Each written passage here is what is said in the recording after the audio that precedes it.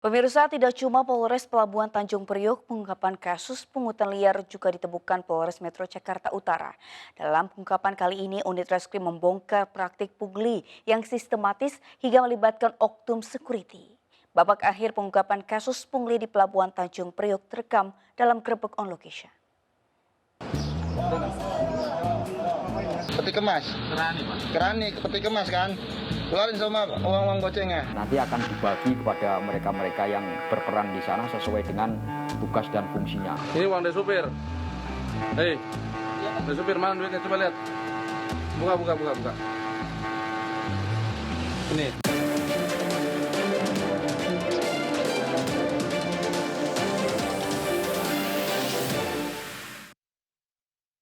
Bukti yang kami ungkap dalam praktek pungli di JICT ini ada 1.887.000. Pak, operator itu ya? Iya. Kenapa, Pak? Saya mules nih, Pak. Tuh, ambil dulu. Apa tuh, Pak? KTP sampean mana? Foto. Itu.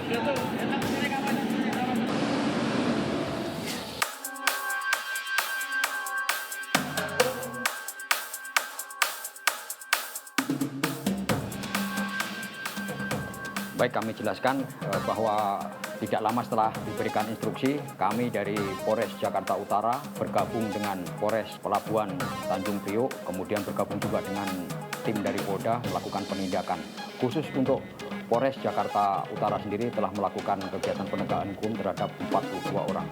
Yang terdiri dari 28 ini kami amankan di dua perusahaan, yaitu perusahaan DKM dan perusahaan GFG, kemudian yang 14 lagi kita amankan di sekitar atau jalur di dekat pelabuhan oleh Polsek dan Polres. Ini ada 14 orang.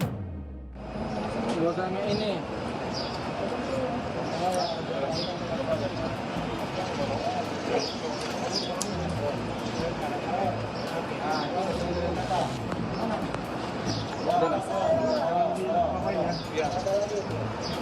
Khusus untuk yang di dua perusahaan tersebut, ini bervariasi. Ada yang menjadi petugas security, kemudian ada yang bertugas bagian cuci, kemudian ada petugas yang bertugas sebagai operator alat berat. Ini bermacam-macam. Yang jelas mereka adalah oknum dari karyawan perusahaan tersebut. Peti kemas. Kerani, peti kemas kan. Keluarin sama uang gocengnya. Keluarin ke dalam ini, kalau itu jalanan. Keluarin lagi, yang kecil-kecil. Nah, itu ya keluarin. Masukin duitnya. Setelah selesai mereka melaksanakan tugas yang bervariasi antara 8 sampai dengan 12 jam. Nah, ini uang yang mereka kumpulkan ini dihitung. Nah, setelah dihitung, nanti akan dibagi kepada mereka-mereka yang berperan di sana sesuai dengan tugas dan fungsinya. Berkisar antara 5 sampai dengan 6,5 juta per sekali naik dinas atau naik tiket itu selama 8 sampai dengan 12 jam. Ini uang dari supir. Hei. Iya, Pak. Dari supir mana duitnya? Coba lihat. Buka. Ini. Tunjuk. Mana? Nah, tempat itunya mana? Ini. Di situ. Iya. Biasanya mintanya 2.000 apa goceng? 2.000 kadang-kadang. Mereka berperan untuk membantu kelancaran bongkar muat kontainer. Jadi peran mereka sangat vital di area-area khusus. Dan sebagai tambahan bahwa itu area terbatas, restricted area, jauh dari jalan raya. Untuk mengakses ke lokasi operator crane itu, kita harus masuk dan melewati beberapa gate, bisa 3 atau 4 gate dengan dijaga ketat, mencapai 1,5 sampai 2 kilo ke dalam. Nominal yang diminta berdasarkan hasil pengakuan korban, mereka menyodorkan terlebih dahulu pecahan 5.000. Apabila ditolak, mereka naikkan menjadi 10.000. Mahal. Kalau di luar mah cuma 5.000, kalau di sini ada yang 20.000, ada yang 15.000. Muat juga itu. Oleh karena itu, relevan juga dengan barang bukti yang kami temukan. Ada pecahan 5.000, 10.000, dan 20.000. Aduh, kalau di Priok ini emang kebanyakannya kayak gitu. Kalau kita nggak ngasih uang ya nontip ya. Kadang kita nggak dimuat.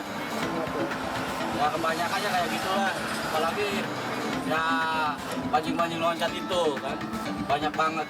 Apalagi kalau lagi macet, aduh. Kadang-kadang HP, dompet gitu kan diambil sama dia.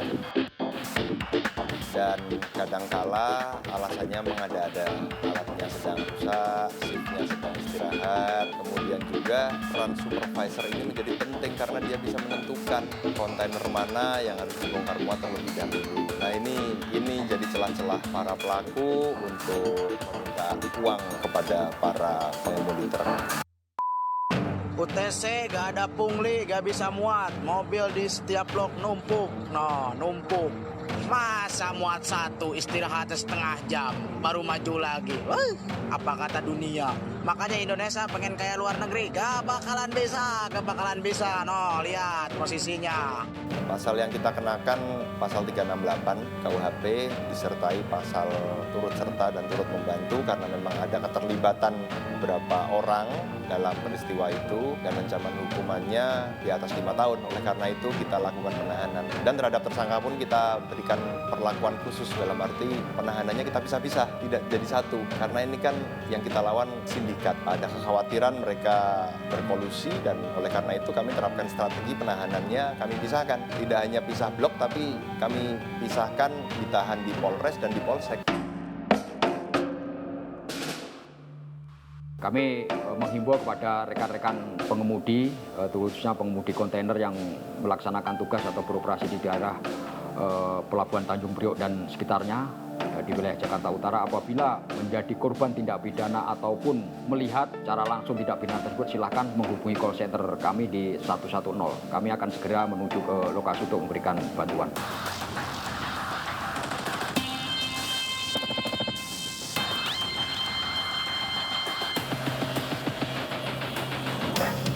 Segala bentuk praktik pungli sejatinya harus dimusnahkan sampai ke akar-akarnya.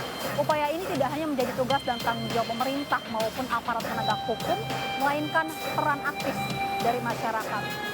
Pasalnya praktik pungli ini akan berdampak pada biaya logistik yang menjadi mahal, merosotnya daya saing logistik nasional, serta iklim investasi di Indonesia.